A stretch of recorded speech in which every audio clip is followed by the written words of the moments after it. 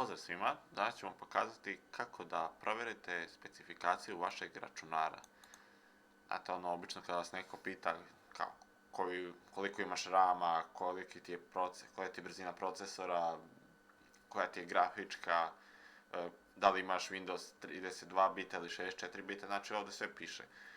Sve što treba da uredite, da idete na start i u search upišete DXD IAG, znači ovako da vam piše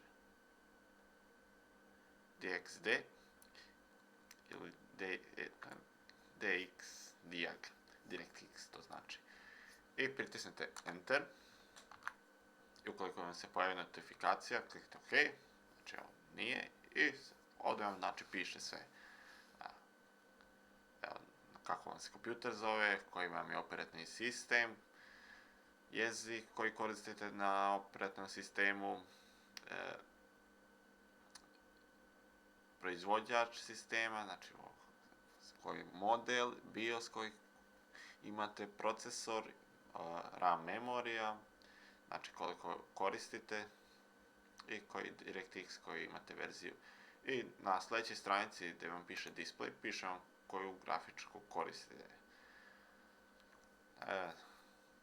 Ja imam jedan solidan kompjuter, mada i toliko i vredi za tih 15.000 dinara, dovoljan za snimanje i korištenje softverskih programa za igrice bašine, osim Counter Strike, naravno. Znači, to je to.